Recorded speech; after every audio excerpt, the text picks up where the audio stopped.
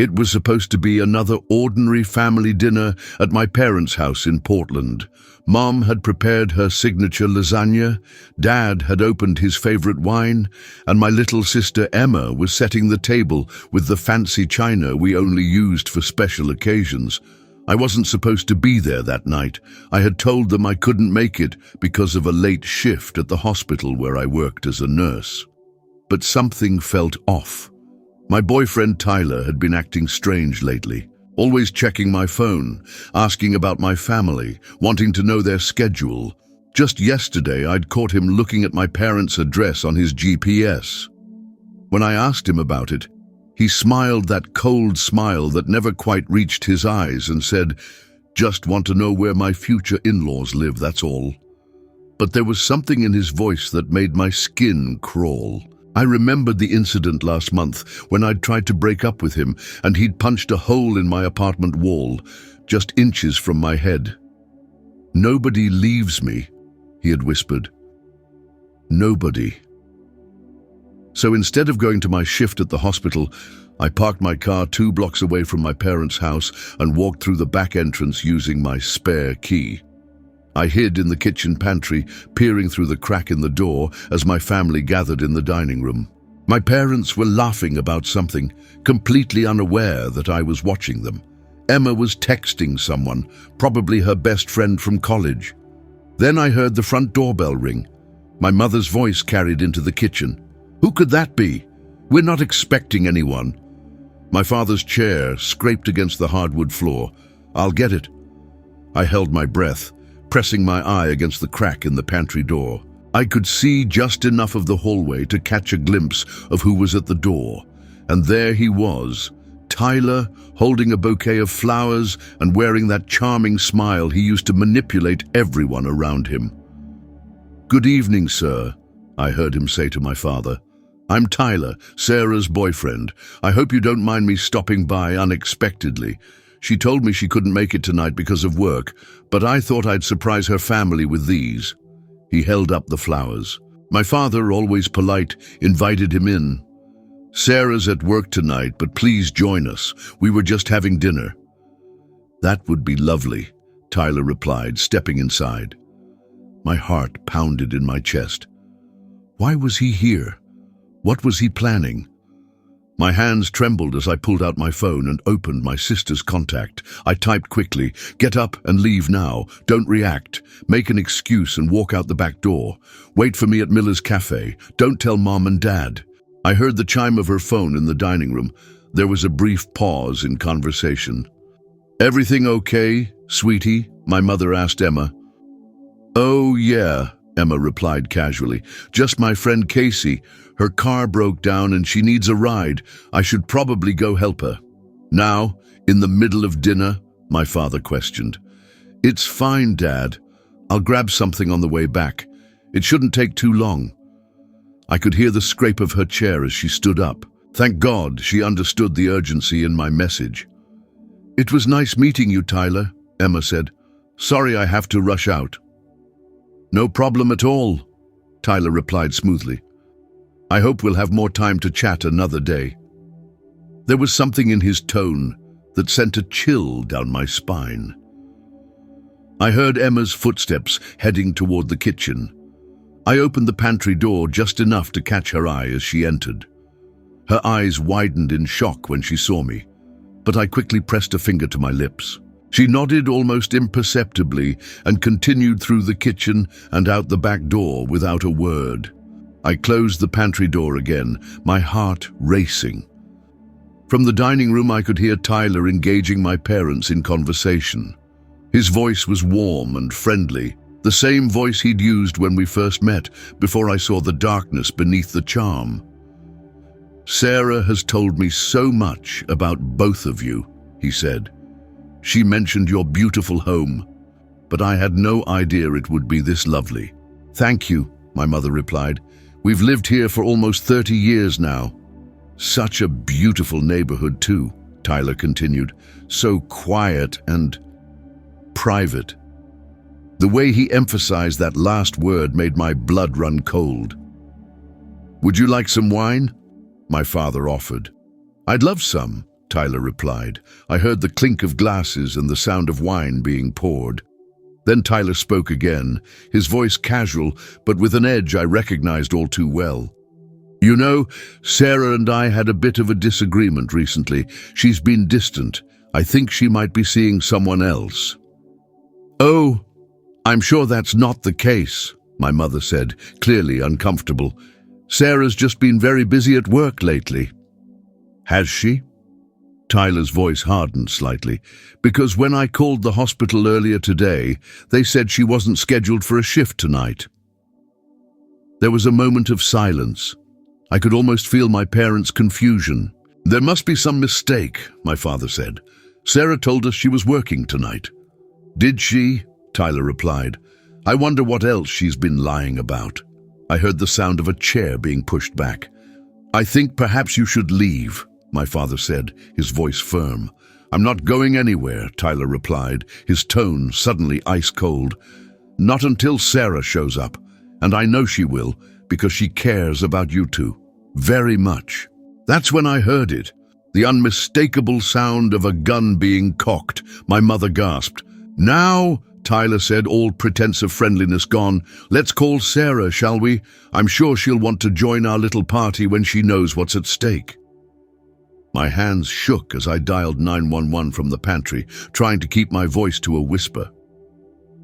There's an armed intruder at 1427 Cedar Lane, I breathed into the phone. He's holding my parents hostage. Please hurry. We're dispatching officers now, the operator responded. Stay on the line if you can. I couldn't, not without Tyler hearing me. I ended the call and texted Emma, Tyler has a gun. I called police. Stay away. We'll update. From the dining room, I could hear my mother's shaky voice. Please, we don't want any trouble. Trouble? Tyler laughed. Sarah is the one who caused trouble when she tried to leave me. Nobody leaves me. Whatever is going on between you and our daughter, we can talk about this reasonably, my father said, his voice steady despite the situation. Reasonable? Tyler's voice was razor sharp. Was it reasonable when she ignored my calls? When she changed her locks? When she told me we were done? Something crashed. He must have swept something off the table. Call her, Tyler demanded. Call her right now and tell her to come home. I heard my father dialing my number. My phone vibrated in my hand. I silenced it immediately. She's not answering, my father said. Try again, Tyler insisted. My phone vibrated once more. Again, I silenced it. Still no answer, my father reported. Well then, Tyler said, his voice eerily calm, I guess we'll just have to wait for her to call back. In the meantime, let's get to know each other better. I needed to do something. The police might take too long. I scanned the pantry for anything I could use as a weapon. My eyes landed on a heavy cast-iron skillet hanging on the wall. I carefully lifted it off its hook. Did Sarah ever tell you how we met? Tyler was saying. It was at the hospital. I was there visiting my sick mother. Sarah was so kind, so attentive. I knew right then I had to have her. People aren't possessions, my father said firmly. Aren't they? Tyler replied. We all belong to someone. Sarah belongs to me. She doesn't belong to anyone, my mother protested. She's her own person. That's where you're wrong, Tyler said coldly, and that's probably where she got these ridiculous ideas about independence. From you. I heard movement, then my mother's frightened gasp. Don't you touch her, my father shouted. Or what? Tyler taunted. What exactly do you think you can do right now? I clutched the skillet tighter, my knuckles turning white. I had to time this perfectly. You know, Tyler continued, Sarah used to talk about you two all the time. How perfect you were, how happy. It made me sick. Our relationship with our daughter is none of your business, my father said defiantly. Everything about Sarah is my business, Tyler snapped. Everything. I took a deep breath and slowly, silently opened the pantry door. From my position, I could see into the dining room. Tyler's back was to me. He had the gun pointed at my father, who was standing protectively in front of my mother. "I gave her everything," Tyler was saying. "And how did she repay me? By trying to leave, by lying, by hiding." "Maybe she was afraid," my mother suggested quietly. Tyler laughed. "Afraid? Of me? I would never hurt her. I love her." "This isn't love," my father said. "This is control. This is abuse." "Shut up!" Tyler shouted, waving the gun. "You don't know anything about us." It was now or never. I stepped out of the pantry, skillet raised. My father's eyes flickered to me for just a second, but it was enough for Tyler to notice. He began to turn. I swung the skillet with all my strength, connecting with his arm. The gun went flying, skidding across the hardwood floor. Tyler howled in pain and rage, lunging at me. We crashed into the dining table, sending plates and glasses shattering to the floor. "Run!" I screamed to my parents. "Get out now!" My father dove for the gun while my mother ran for the door. Tyler's hands were around my throat, his face contorted with fury. "You were here the whole time?" he growled. "Hiding like a coward." I couldn't speak, couldn't breathe. Spots danced before my eyes as his grip tightened. Then came the sound of sirens outside, and flashing lights illuminated the room through the windows. "Police!" a voice boomed from outside. "Come out with your hands up!" Tyler's grip loosened just slightly in his moment of distraction. It was enough. I brought my knee up hard between his legs. He doubled over in pain, and I scrambled away from him. My father stood there, Tyler's gun pointed steadily at its owner. "Don't move," he commanded. The front door burst open and officers rushed in, weapons drawn. "On the ground! Now!" they shouted at Tyler. He looked at me, his eyes burning with hatred and something else. Disbelief, as if he couldn't comprehend that his perfect plan had fallen apart. "This isn't over," he hissed as the officers forced him to the ground and handcuffed him. I collapsed into a dining room chair, gasping for breath, the red marks from his fingers still fresh on my throat. My father dropped the gun and rushed to my side, pulling me into a fierce hug. "You saved us," he whispered. "You knew, didn't you? You knew he was coming." I nodded, tears streaming down my face. "I was afraid you wouldn't believe me. He's so good at making people think he's normal, charming even." My mother returned with an officer, running to embrace me. "Oh, Sarah," she cried. "My brave, brave girl." As Tyler was led away, he looked back at me one last time. "You'll never be free of me," he called out. "Never." An officer stepped between us, blocking his view. "He won't bother you again," she assured me. "We found evidence in his car, duct tape, zip ties, a detailed map of the house. He was planning this for a while." I shuddered, thinking about what might have happened if I hadn't been hiding in that pantry, if I hadn't warned Emma, if I hadn't called the police. The next few hours passed in a blur of police statements, evidence collection, and medical examinations. The paramedics insisted on checking my throat where Tyler's fingers had left angry red marks. My parents refused to leave my side, even when the detectives needed to interview me separately. "Miss Thompson," Detective Ramirez said, her voice gentle but firm, "can you tell me when you first suspected your boyfriend might become violent?" I stared at the kitchen table where we sat, away from the chaos of the dining room, which was now a crime scene. "There were signs," I admitted. Little things at first. Getting angry if I didn't answer his texts right away, questioning who I was with. Then bigger things, like checking my phone while I was sleeping or showing up at work unannounced. "And the physical violence," she prompted. "He never hit me," I said, then caught myself. "At least not until tonight. But last month, when I tried to break up with him, he punched the wall right next to my head, said if I ever tried to leave him again." My voice trailed off. "Take your time," the detective encouraged. "He said he'd make sure I had nothing left to leave for." The words felt like ash in my mouth. I didn't take it seriously enough. I thought he was just angry. I never imagined he'd come after my family.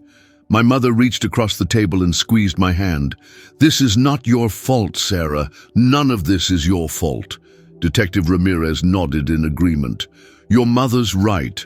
Abusers are manipulative. They make you think you're overreacting, that their behavior is normal. But you did something many victims never managed to do. You recognized the danger and took action." My father, who had been pacing by the window, turned to face us. "What happens now?" "He'll be released on bail, won't he? And then, what's to stop him from coming back?" "We found a journal in his car," Detective Ramirez revealed. "It detailed plans not just for tonight, but for what he called contingencies if things went wrong.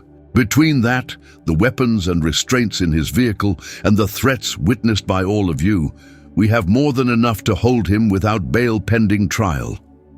A wave of relief washed over me, quickly followed by a new fear. "What about Emma? Is she safe?" "Your sister is being escorted home by an officer now," the detective assured me. "We've also arranged for a patrol car to remain outside your house for the next few days, just as a precaution." The front door opened, and Emma rushed in, her face pale with worry. When she saw me, she ran across the room and threw her arms around me, sobbing. "I was so scared," she cried. "After your text, I wanted to come back, but the police wouldn't let me." I hugged her tightly. "You did exactly what you needed to do. If you'd been here—" I couldn't finish the thought. Emma pulled back, wiping her tears. "The officer told me what happened, that Tyler had a gun, that you were hiding in the pantry the whole time." "I had a feeling something was wrong," I explained. "The way he'd been acting, asking about Mom and Dad's schedule. I couldn't shake the sense that he was planning something." "Why didn't you tell us?" my father asked, his voice breaking. "We could have helped you." I looked down at my hands. "Tyler was so careful. He never showed that side of himself to anyone but me. I was afraid you wouldn't believe me, that you'd think I was overreacting." "Oh, sweetheart," my mother said, tears filling her eyes. "We would have believed you, always." Detective Ramirez cleared her throat. "Unfortunately, that's a common concern among people in abusive relationships. The abuser often presents a perfect image to friends and family, making it harder for the victim to be believed."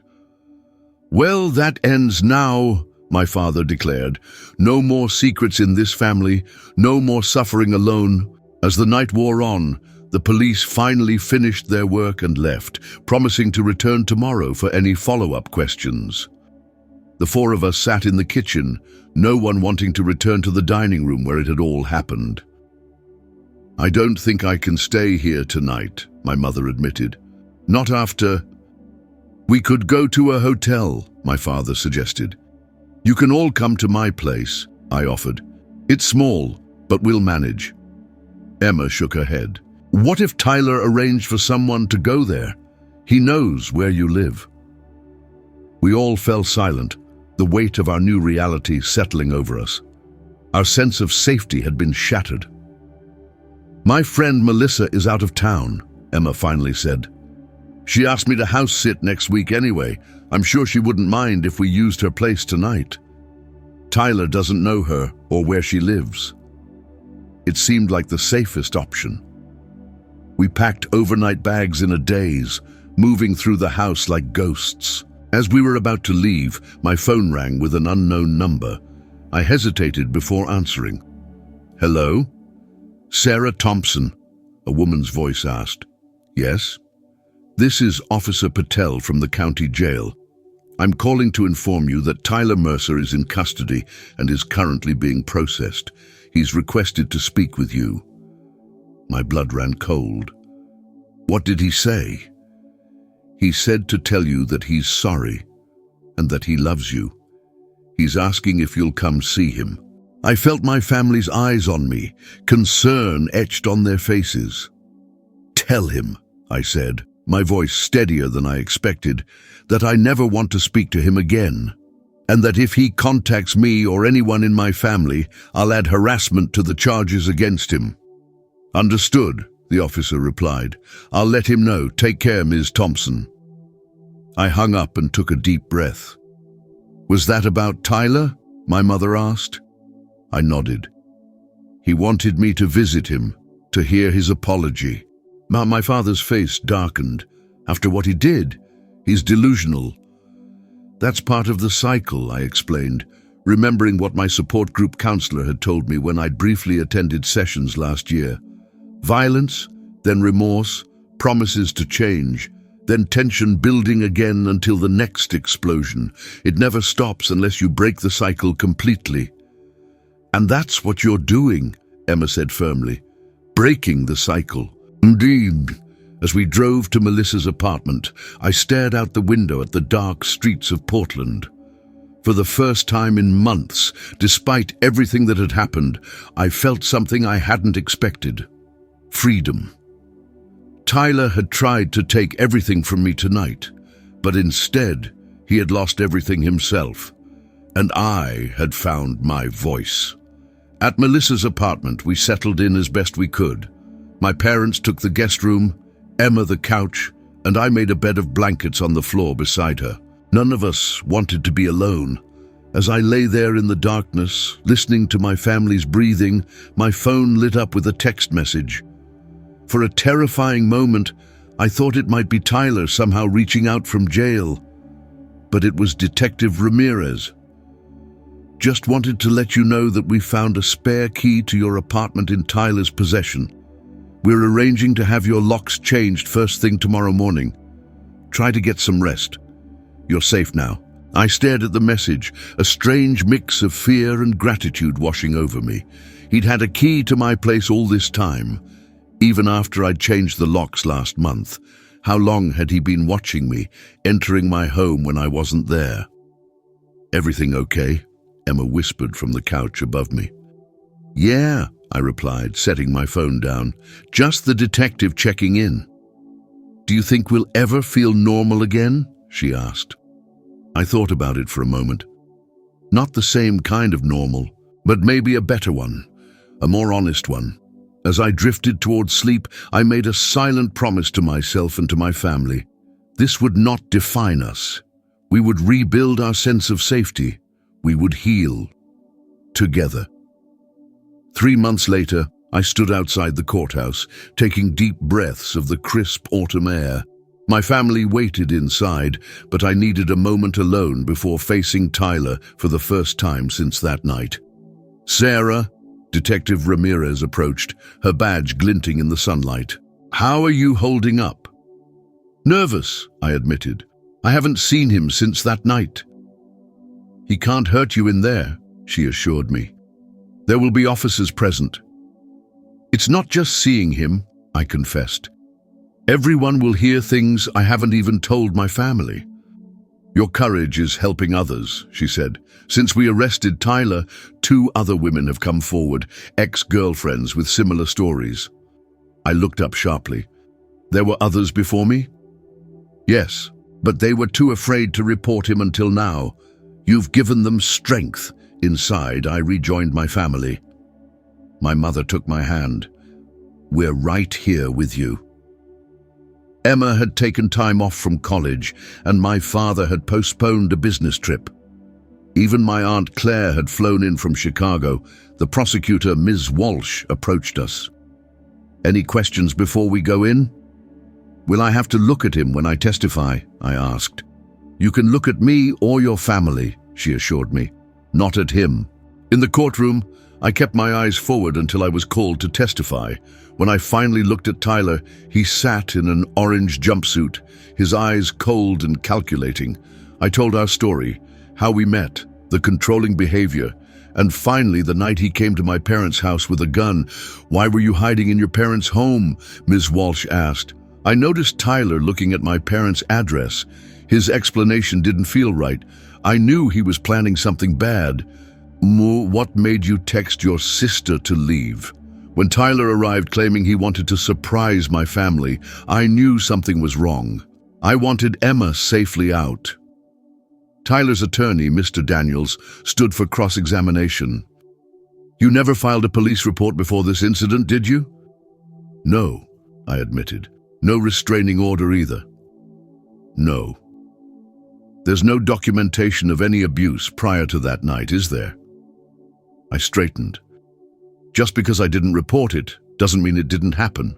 You claim you were hiding because you suspected danger, yet you didn't warn your parents. Why?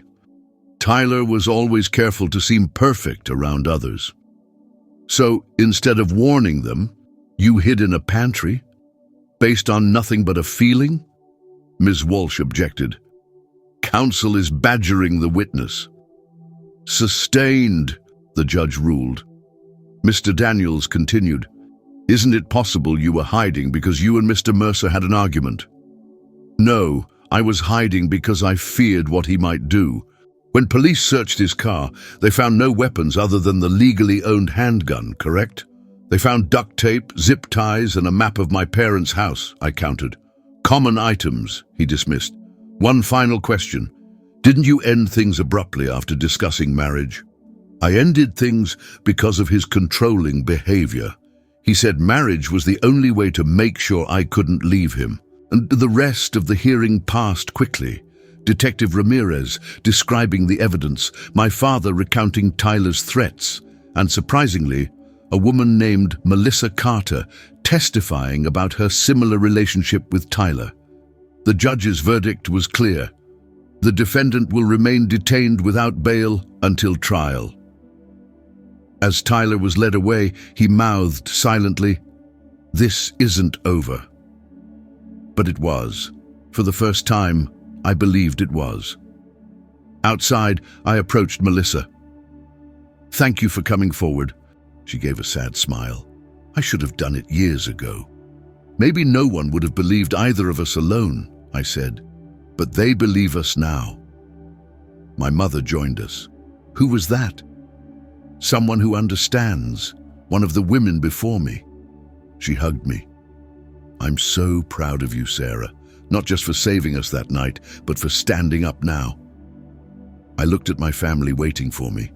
They had dropped everything to be here. "I couldn't have done it alone," I said. "And you'll never have to," my mother promised. 6 months later, Tyler was sentenced to 15 years in prison. I still have nightmares sometimes, still check my locks twice, still scan rooms for exits. But I'm healing. I started a support group for survivors. Melissa was our first member. Week by week, our circle grows.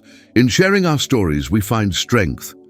When someone new joins us, trembling with fresh wounds, I tell them my story. Our simple text, "Get up and leave now," changed everything. How sometimes survival looks like hiding in a pantry, and sometimes freedom comes from finally stepping out.